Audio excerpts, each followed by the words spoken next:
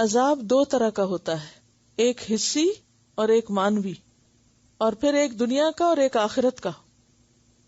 تو قرآن کو چھوڑنے کے نتیجے میں انسان کو آخرت کی پکڑ تو ہوگی، لیکن بسا اوقات آخرت سے پہلے دنیا میں بھی انسان اللہ کی نافرمانی کا وبال دیکھتا ہے.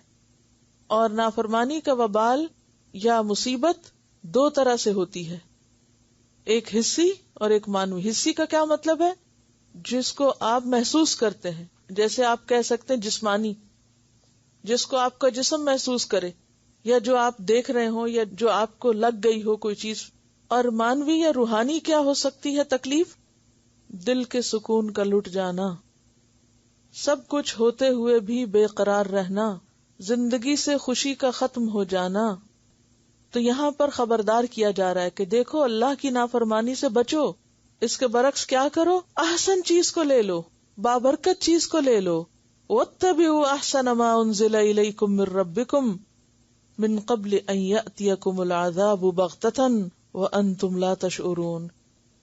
کیا نہیں تم سمجھتے کہ جو مصیبت آئی ہوئی ہے اس کا اصل سبب کیا ہے؟ ایک تو یہ کہ تم بے خبر ہو تو مصیبت آ جائے، اس کو نہ پتا چلے تم کو، اور دوسرے کیا کہ تمہیں یہ نہ پتا چلے کہ یہ تکلیف اس کی اصل وجہ کیا ہے، اور اس کا اصل سبب کیا ہے، اور اس کے پیچھے اصل وجہ کیا ہے. کیونکہ آپ دیکھیے کہ قرآن مجید میں آتا ہے وَمَا أَصَابَكُم مِّن مُّصِيبَةٍ فَبِمَا كَسَبَتْ أَيْدِيكُمْ وَيَعْفُو عَن كَثِيرٍ. جو مصیبت بھی تم پر آتی ہے تمہارے اپنے ہاتھوں کی کمائی ہوتی ہے، اور وہ بہت سی باتوں سے درگزر کر دیتا ہے. یعفو عن کثیر. لیکن بعض اوقات انسان پر کوئی تکلیف آتی ہے تو اس کو یہ شعور ہی نہیں ہوتا کہ یہ تکلیف آئی کیوں، اور وہ اس کا علاج بھی نہیں کر سکتا. اگر یہ پتا ہو کہ یہ مشکل اس وجہ سے ہے تو انسان کیا کرتا ہے؟ فوری طور پر علاج کر لیتا ہے. اور بعض اوقات ایسی تکلیفیں ہوتی ہیں جن کا کوئی علاج ہی نہیں ہوتا، اور انسان کو خود بھی پتا نہیں ہوتا کہ یہ ایسا ہو کیوں رہا ہے، لہٰذا وہ رجوع بھی نہیں کرتا، پلٹتا بھی نہیں. تو قرآن شفا ہے کس کے لیے؟ شفاء لما فی الصدور، ان بیماریوں کے لیے جو سینوں میں ہے، دل کی بیماریاں. تو بہت سی وحشت، گھبراہٹ، دکھ، تکلیف، پریشانی سب کچھ ہوتے ہوئے اس کی ایک بہت بڑی وجہ کیا ہو سکتی ہے کہ انسان نے اللہ کی کتاب سے منہ موڑا ہوا ہے، یا یہ کہ انسان اللہ کی کتاب کو پڑھتا تو ہے مگر عمل نہیں کرتا اس پر. اسی لیے ہم دیکھتے ہیں کہ بسا اوقات انسان نیکی کے کسی موقع کو کھو بیٹھتا ہے، نیکی سے محروم ہو جاتا ہے. ہم کبھی نہیں سوچتے کہ ہم سے نیکی کا کوئی موقع کیوں گیا. کسی نیکی کے موقع کا ہاتھ سے نکل جانا یہ بھی عذاب کی ایک قسم ہے، یہ بھی ایک محرومی ہے. اور بعض اوقات ہمیں نہیں پتا ہوتا کہ ہم ایک کام اچھا بھلا کر رہے تھے، وہ چھوٹ کیوں گیا ہم سے. مثلا ذاتی زندگی کی عبادت. تو ایک بزرگ کہتے تھے کہ اگر مجھ سے رات کی نماز چھوٹ جائے تو میں غور کرتا ہوں میں نے کیا گناہ کیا. یہ ہو نہیں سکتا کہ میری غلطی کے بغیر اللہ مجھ سے نیکی کا موقع چھین لے.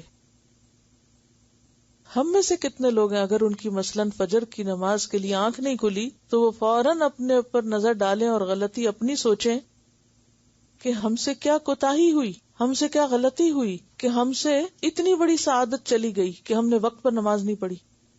کیونکہ باقی نمازوں میں تم جاگ ہی رہے ہوتے ہیں نا، تو کسی نہ کسی طرح جاتے جاتے بھی پکڑ لیتے ہیں ان کو، لیٹ سویر کر لی، بس کھینچ تان کے پڑھ لی. لیکن اصل ٹیسٹ کب ہوتا ہے؟ جب انسان سو رہا ہوتا ہے نا. یہ باقی نمازوں سے مختلف نماز ہے، کیونکہ تہجد تو مقربین کی علامت ہے نا. اس سے پیچھے تو پھر اب شاید آپ اس کو ریلیٹ ہی نہ کر سکیں. جس کو کبھی کیا ہی نہیں تو اس کے چھٹنے کی کیا فکر ہوگی، اور کس کو ہم سمجھیں گے کہ کسی گناہ کا نتیجہ. لیکن فرائض ہی کو آپ دیکھ لیں کہ اگر ہم سے کوئی فرض رہ جاتا ہے تو کبھی ہم نے سوچا کہ یہ اللہ ناراض ہے مجھ سے کہ مجھے اپنی عبادت کا موقع بھی نہیں دے رہا. ایسے ہوتا ہے نا، جیسے ماں ناراض ہوتی ہے تو کیا کہتی ہے، بچہ کوئی خدمت کرنے لگے تو کیا کہتی، جاؤ مجھے نہیں چاہیے. مثلا وہ پانی لا کے رکھتا ہے تو آپ کہتے میں نہیں پی رہی، جاؤ. وہ کوئی کام کرے تو کہتے جاؤ نہیں چاہیے. اللہ کو تو ویسے ہی نہیں چاہیے، لیکن ہمیں سوچنا چاہیے کہ ایک نیکی جو ہم مستقل طور پہ کر رہے ہوں اور پھر وہ ہم سے چھوٹ جائے تو وہ آخر کیوں چھوٹی، کیوں موقع گیا ہاتھ سے. وَاتَّبِعُوا أَحْسَنَ مَا أُنزِلَ إِلَيْكُمْ پکڑ لو اس کو، پیروی کرو اس کی، عمل کرو اس پر جو دیا جا رہا ہے تم کو تمہارے رب کی طرف سے. یہ کسی انسان کی بات نہیں ہے. اس سے پہلے کہ یہ موقع بھی ہاتھ سے جائے اور یہ احساس بھی جائے. کہتے ہیں نا کہ کارواں کے دل سے احساس زیاں جاتا رہا. جب کارواں کیا ہوتا ہے؟ چلنے والی چیز، یعنی یعنی ایک قافلہ ہوتا ہے نا جو چل رہا ہوتا ہے، سفر، مسافر. تو ہم سب بھی دنیا میں ایک کارواں کی حیثیت سے زندگی بسر کر رہے ہیں. ہم سب بھی مسافر ہیں آخرت کے. تو آخرت کے مسافروں سے اگر احساس سے نقصان ہی جائے کہ ہم کتنا بڑا وقت ضائع کر رہے ہیں، کتنی بڑی مہلت اور کیسا کیسا چانس گنوا رہے ہیں، تو پھر کوئی ہمارے لیے کیا کر سکتا ہے؟ ہم تو شاید یہ سوچے ہوئے ہیں کہ ہمیشہ یہاں رہنا ہے اور کبھی واپسی نہیں ہے. لیکن قیامت کا دن یوم الحسرت ہے، جہاں انسان کو اپنی زندگی کے گنوائے ہوئے اوقات پر سخت حسرت اور پشیمانی ہوگی، سخت ندامت ہوگی کہ میں نے کیوں نہ کیا.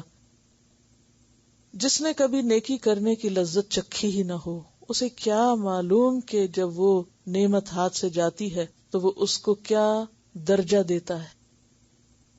وہ اسے اللہ کی ناراضگی اور عذاب سے کم نہیں سمجھتا. ان تقول نفس یا حسرتا، کہیں ایسا نہ ہو کہ کوئی نفس یہ کہے، اور نفس یا نکرہ، کوئی بھی، کوئی انسان، کسی انسان کی طرف بھی اشارہ ہے، ہم میں سے کوئی ہو سکتا ہے.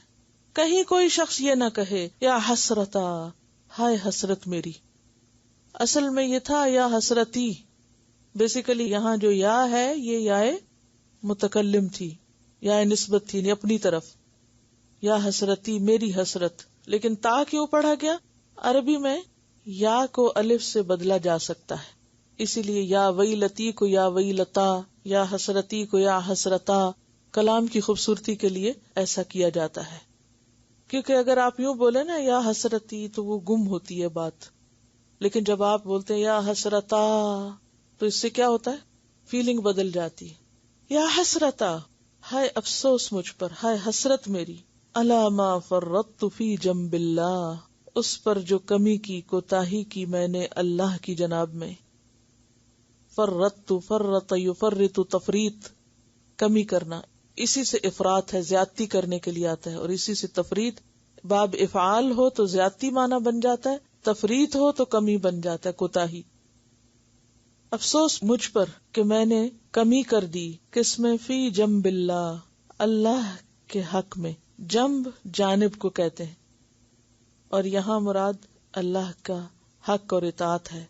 یعنی اللہ کے معاملے میں نے بڑی کوتاہی کی، اللہ کے حقوق ادا نہیں کیے، اس کا حق نہیں پہچانا، اس کی قدر نہیں پہچانی، اور اس کی دی ہوئی نعمتوں کی قدر ہی نہیں کی.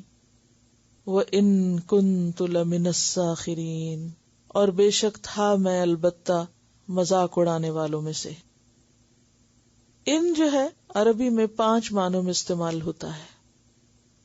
ان 5 طریقوں پر استعمال ہوتا ہے. ان شرطیہ بھی ہوتا ہے اگر کے معنوں میں، ان زائدہ بھی ہوتا ہے، انہ کے معنوں میں بھی ہوتا ہے مؤکدہ، اور یہاں پر اصل میں انہ کے معنوں میں ہے. اور انہ کے معنوں میں جب استعمال ہوتا ہے تو اس کی علامت کیا ہوتی ہے؟ آگے لام تاکید آتا ہے. ان کنت لمن الساخرین، تو یہ جو لا ہے اس نے تاکید کا معنی دیا.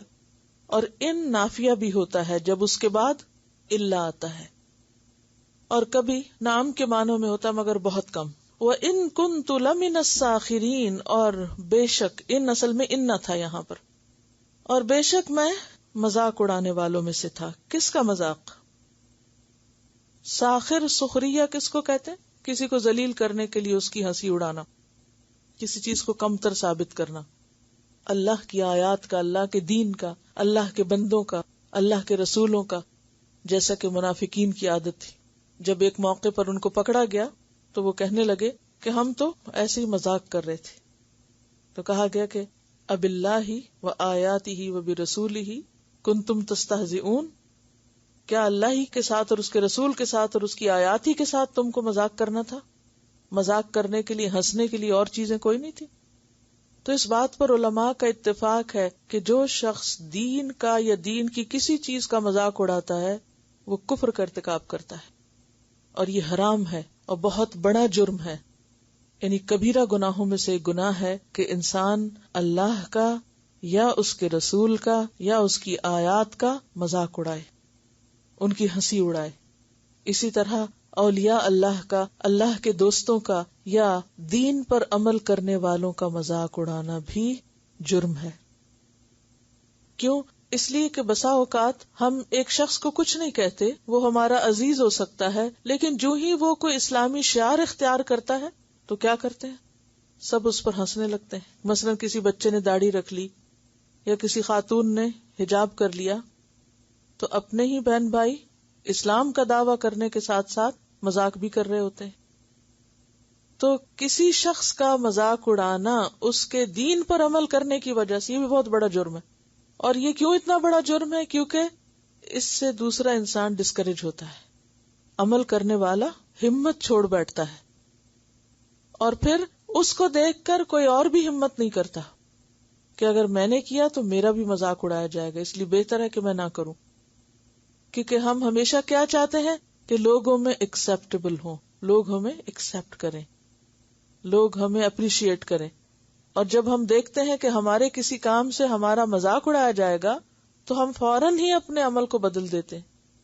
تو اس لیے ایسا شخص دراصل اللہ کے راستے سے روکنے والا ہوتا ہے. تو کیا حکم دیا گیا؟ وَاتَّبِعُوا أَحْسَنَ مَا أُنزِلَ إِلَيْكُم مِّن رَّبِّكُم مِّن قَبْلِ أَن يَأْتِيَكُمُ الْعَذَابُ بَغْتَةً وَأَنتُمْ لَا تَشْعُرُونَ أَن تَقُولَ نَفْسٌ يَا حَسْرَتَ عَلَىٰ مَا فَرَّطتُ فِي جَنبِ اللَّهِ وَإِن كُنتُ لَمِنَ السَّاخِرِينَ. اور پھر آپ دیکھیے کہ یہ حسرت دنیا میں بھی اگر کسی طرح انسان کو پتا چل جائے کہ تمہارے اوپر اس وقت جو مشکل آئی ہوئی ہے وہ تمہارے مثلا دین کے مذاق اڑانے کی وجہ سے ہے، تو اس وقت انسان دنیا کی چھوٹی تکلیف کو دیکھ کر بھی کیا کرتا ہے؟ حسرت. اگر کوئی فیل ہوتا ہے اور اسے کوئی بتاتا ہے کہ تم اس وجہ سے فیل ہوئے ہو کہ تم نے پڑھا نہیں، تو وہ چیز اس کے لیے حسرت ہو جاتی ہے کہ میں نے وقت کیوں ضائع کیا، یا میں یہ کر سکتا تھا، یا میں نے کیوں چھوڑ دیا، یا میں نے توجہ کیوں نہ دی، یا میرے دماغ نے کام کیوں نہ کیا. کیسے کیسے پچھتاوے اور ندامت اور بے چینی ہوتی ہے دنیاوی نقصان پر بھی، جبکہ سمجھ آ جائے کہ غلطی میری ہے. اور دوسری بڑی حسرت انسان کو موت کے وقت ہوگی. حتی اذا جاء احدهم الموت قال رب ارجعونی، یہاں تک کہ جب ان میں سے کسی کی موت کا وقت آئے گا تو کیا کہے گا؟ اے میرے رب مجھے واپس بھیج. لعلی اعمل صالحا فیما ترکت کلا انہا کلمۃ هو قائلها. اس وقت کوئی بھی واپس نہ پلٹ سکے گا.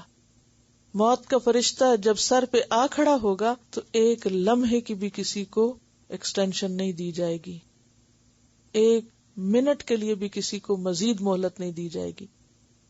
عام طور پر تو جب ہم امتحان کا پرچہ لکھ رہے ہوتے ہیں تو کھینچ تان کے کہ اچھا وہ ممتحن بےچارا وہاں کھڑا ہے، ابھی جب تک میری باری آئے گی میں 2-4 لائنیں گھسیٹ سکتا ہوں. تو اس طرح ہم دوسروں کے مقابلے میں زیادتی کر کے زیادہ لکھ لیتے ہیں. یہاں تو یہ ناانصافیاں ہو جاتی ہیں کہ جو پہلے جب پکڑا گیا اس کی گئی باری، اور جو بعد میں آیا اس نے کچھ اور کر لیا. لیکن موت کے وقت جو وقت جس کا لکھا ہے وہ اسی وقت ہی آئے گی، کسی کو بھی کچھ زیادہ وقت نہیں ملے گا. تو پھر انسان کے پاس کیا رہ جائے گا؟ حسرتیں، افسوس، ندامت. لہذا کرنے کا کام کیا ہے؟ وہی جو اس سورت کے شروع میں بتایا گیا، فبشر عباد الذین یستمعون القول فیتبعون احسنہ. اور سورت النحل 97 میں وعدہ کیا گیا وَلَنَجْزِيَنَّهُمْ أَجْرَهُمْ بِأَحْسَنِ مَا كَانُوا يَعْمَلُونَ.